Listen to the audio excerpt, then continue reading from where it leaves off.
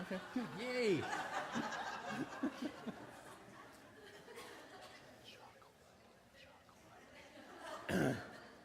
That doesn't work. Okay.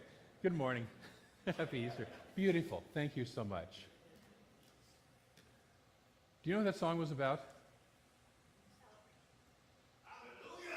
Who was the song about? Us. That song was about you and me rising and resurrecting into the truth of who we truly are. Bet you didn't see that coming, right? How many of you know that? At least to a pretty good degree. So we're talking today about Easter. By the way, Jesus said, "Peeps be with you. My peeps I give to you, my peeps I leave with you." And that's why we have peeps today. Sorry. That's on video, you know. Yes, I know.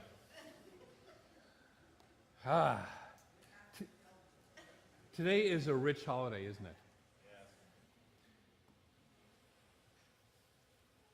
What do Easter bunnies and eggs have to do with Jesus rising? Yeah, new birth, but it doesn't have anything to do with Jesus, right? Is it in the Bible? He was surrounded by bunnies and... No, because today is the celebration of Easter. Easter comes from the goddess Ostara or Esther in the northern European traditions. And she was the goddess of fertility, the goddess of spring. And she's the one, her way was supposedly lit by hares with candles as she walked through the land. And so she's this goddess of fertility, this goddess of abundance and the nature of spring. And so, of course, the Christians decided they didn't like this pagan holiday, so they decided to plop Easter on top of it. But it's perfect because Easter is also about, the resurrection story is also about new life, right? And in both cases, it's coming back from what looks like the dead. Not so much here in Redding, but in the northern climates, winter, everything looks dead, doesn't it? Trust me, for those of you who've never been north of Redding, it's covered in snow, nothing's happening, very little is blooming or anything like that. And it looks like it's dead until spring, and then all of a sudden life is happening. And what spring reveals is that the life was always there happening. It was hidden. It was moving real slow, but the life was there. The sap was there in the branches. The energy was there. The life energy was always there in the plants, and it's coming back again. Okay? And so the resurrection story, it talks about basically the same thing. We were born whole, complete, and perfect. Right? We were born whole, complete, and perfect. Or we were conceived by the infinite as whole, complete, and perfect. We are emanations, we are expressions, we are thoughts in the mind of the divine. That is who we truly are. The original sin, the only sin we ever have, is that we forgot that. And in that forgetting, we start acting out in different ways. And we don't trust it, we don't remember it. And so we act in a way to try to get back to where we want it to be, but oftentimes in a confused way. Thomas Troyer talks about using the law in an inverted way. So the law is here to free us. The process of creation is here to free us. But if we invert it, we can get creative in some really negative ways, right? Yeah. We've seen that in the world. Some of us have seen it in our own lives, where we use, that creative process to create stuff we don't want. So what we're here today to do is to celebrate life, capital L, life. And it's an abundant life, right? Jesus said that he came here not to die for our sins and because you're lowly, rotten sinners, did he? I don't remember that passage in the Bible, at least not in Jesus saying it. He said, he said, I come here that you might have life and have it more abundantly. How many will sign up for that gospel? Okay, I'm in with that one, okay? Life more abundantly. Our first service, we talked about this story, the metaphysical look at this story. And because we have a whole different process we're going to do at this service, I'm not going to get into that a whole lot. But the death and resurrection story is a very rich archetypal story. And something that's wonderful to ponder, to dive into from a different consciousness and a different perspective than probably most of us grew up with. One of the things that we came out with that was the question, what in my consciousness still lives in doubt of my oneness with the divine? What in my consciousness still doubts that I am one with the divine? Okay? And that's where we're separate from the infinite. And the other question was, am I willing to let that doubt die? Am I willing to let that die? See, in order to have a resurrection, you have to have what? A death. You don't get the resurrection without the death, okay? We're clear on that? We're good on that? Not comfortable with it, but at least we understand it, right? And so that does not mean you personally have to die, by the way. Doesn't even mean that it has to be hard or suffering, okay? But something within our consciousness, in order to move to the next level of consciousness, something has to die. So we have to let go of something. And so the question is, are you willing to let go of whatever is blocking you from that next level of consciousness? Okay. Be more comfortable with that one. At least a couple of you are. And so then the question becomes, what demonstration would I need for me to know my oneness with the divine, to know it, to truly get it in my gut? See, the disciples in Jesus' day needed him to rise from the dead. They needed the symbol of him overcoming a really nasty death and walking out of that and arising from that. Today we like to talk about, well, does that person walk on water?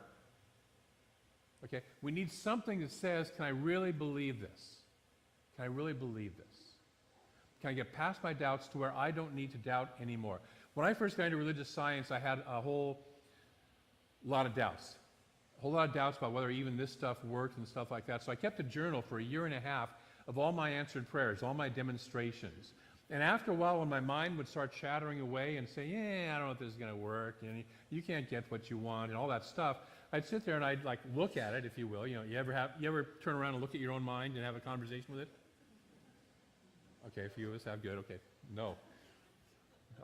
They'll be calling the doctors on me on Monday, adjusting my meds. No. I turned around and looked at it and said, sit down and shut up. I've got a year and a half's worth of journals here that say this stuff works. I'm tired of listening to you. So what is it that would get you to that point? What demonstration? What happening in your life would get you to the point where you absolutely had no doubts about your oneness with Spirit? So take that in for a moment. Just sit with that. And in a moment, we're going to engage in a ritual to begin to allow that demonstration to manifest. And so I want you to begin by asking your inner self, that deepest self within you, that question. What would it take for me to really, really know that I am one with Spirit? What would it take for me to really know that I am one with Spirit?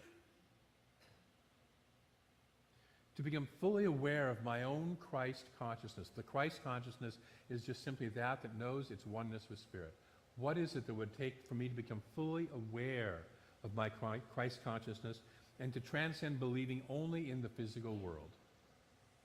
What is it that would take me across that chasm? What is it that would take me and resurrect me out into a new way of being?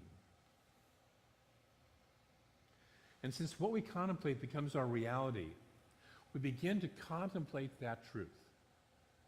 We begin to contemplate that and say, yes, I'm willing to have that in my life. I may not have any clue how it's going to show up. I may not even believe that it's going to show up, and yet I'm willing to have it show up. Are you with me on that? Okay? I'm willing to have it show up. So what we're going to do is, in a moment, we're going to come forward and receive a blessing. I'm going to invite the ministers and practitioners up in a moment.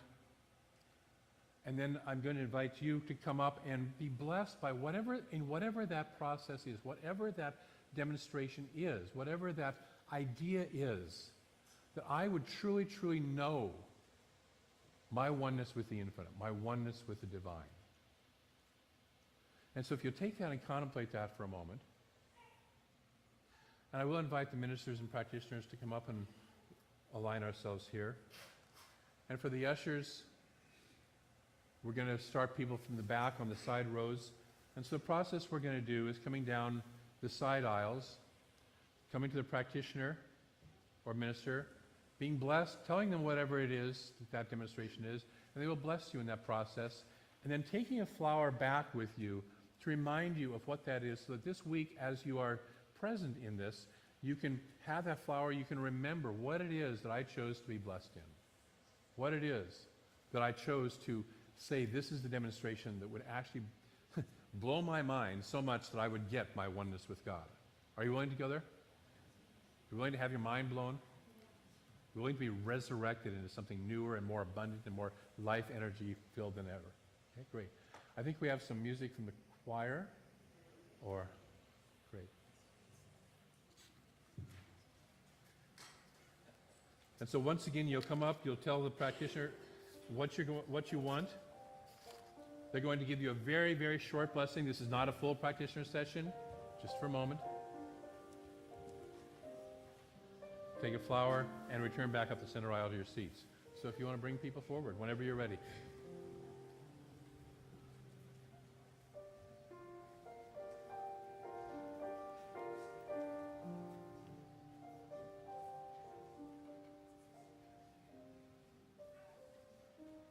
We'll come down these little side aisles right here. Whoever you want to go to.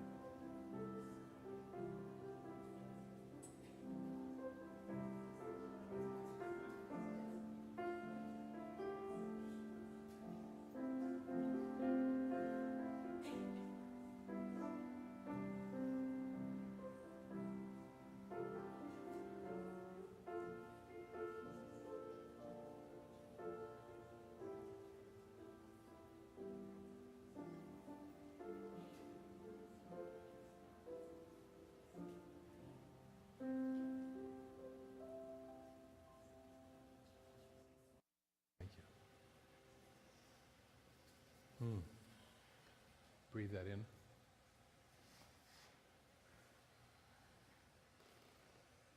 What you were just told is the truth of you. What we were all just reminded of is the truth of us. Take it in. Is my mic on? I believe so. Yeah, I'm good.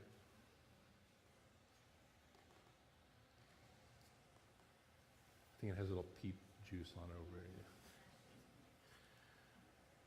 So this week, what I want to invite you to do is to contemplate the truth of your certainty of your oneness with Spirit. To contemplate that you are one with Spirit. And your mind will sit there and chatter away and go, but this, I got to do that, and you just thank your mind for chattering. And continue to contemplate your oneness with Spirit. See, Spirit creates by contemplating itself. It creates by contemplating what it wants to become. So you and I are contemplations in Spirit. Isn't that wonderful? Yes. It chose to become us. It chose to become us.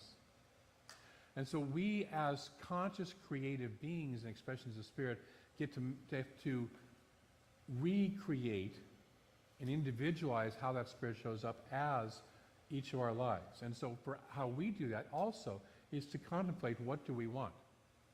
We don't contemplate what we don't want, because if we contemplate what we don't want, we'll get more of what we don't want. Okay? So start contemplating that sense of, even if I didn't know what it was, even if I didn't know anything about it, I would know how I feel.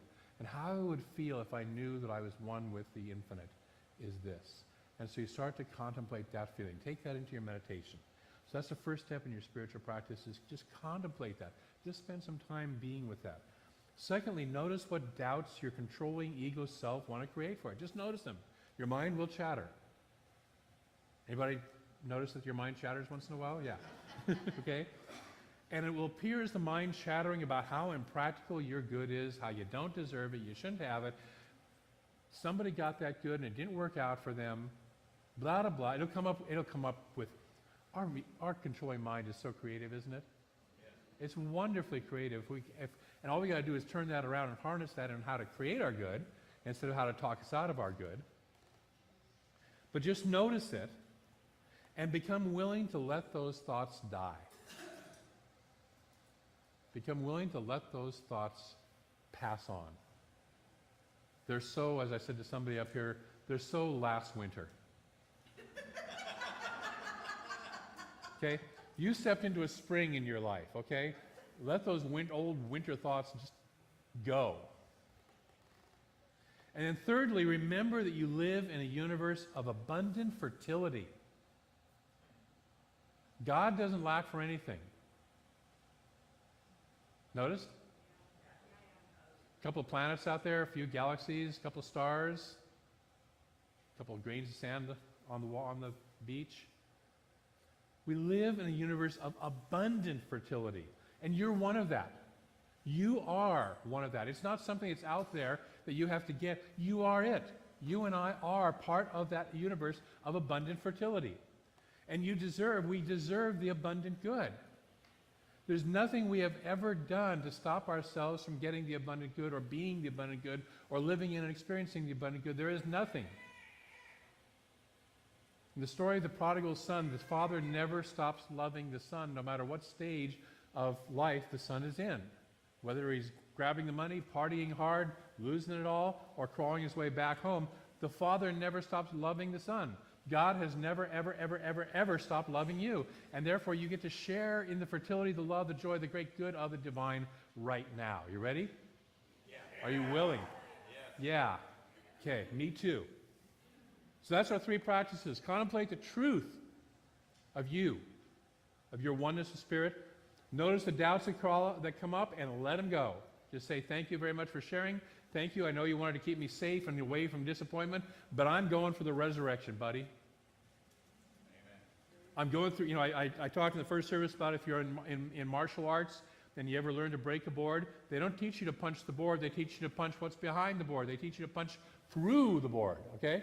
And so that's where you're going. Here's the board. The board is your fear, your doubt, and you're going through it to what's beyond that, which is where you want to be.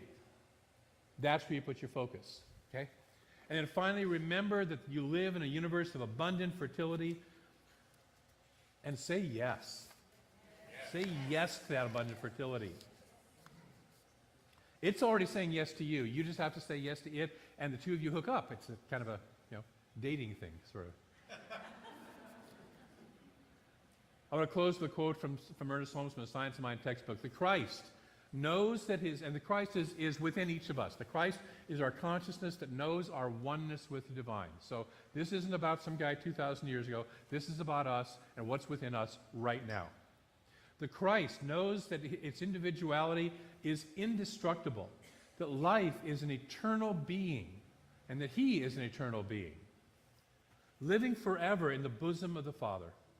The Christ triumphs over death and the grave, breaking through the tomb of human limitation into the dawn of eternal expansion. This is you and me, folks. This is what we're doing. We're going to do this, by the way. Sooner or later, somewhere in our lifetime, this lifetime, multiple lifetimes from now, we're going to do this. Might as well do it now. Yeah. I'm tired of waiting. I don't know about you.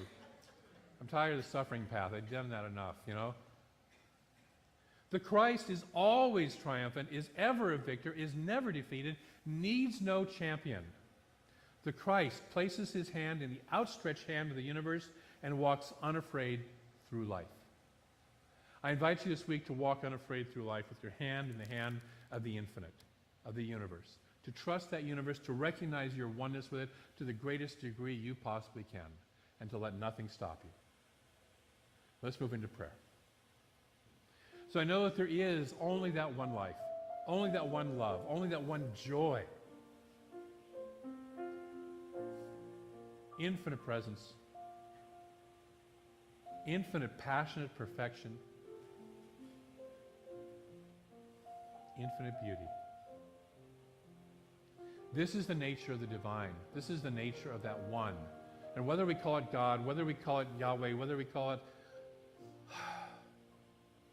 Allah, whether we call it the Tao, whether we call it Spirit, the universe, whatever name we give it, it's beyond all the names. We allow ourselves to rest in that infinite oneness, that perfection that is beyond all, that aliveness that is so beautiful. And to recognize that because it is infinite, we have to be one with it, because there's nowhere to be outside of an infinite. So we have to be within the divine. We have to be. And because we're within it, we are its nature in form. We ourselves are the life. We ourselves are the love. We ourselves are the joy.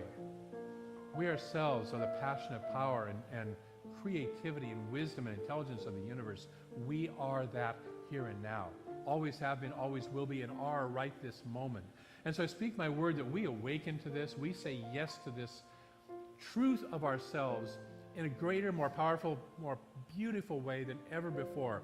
We allow ourselves to pass through the illusion of death into the reality of the resurrection. The illusion of no life that winter shows into the reality of the bursting forth of life that spring is. We allow ourselves to play in this fertile, joyous universe. To play, to trust, to dance, to create as children create. We allow ourselves to simply be who we truly are, to be our deepest selves. And from this I'm so grateful for each of us who says yes to this. And as we say yes, and the great good that is generated from this, I'm grateful for that good, I'm grateful for our yes, and I am grateful for the Spirit that moves in, through, and as us, right here and now. And so I release these words into a law that moves them for each of us into form and expression in the most beautiful way possible, just as it moves each plant into new life. We don't have to work it. We don't have to try and make it happen. We don't have to figure it out. We have to simply contemplate where we want to go and say yes, and we let it be. And we anchor this together by saying, and so it is. Thank you.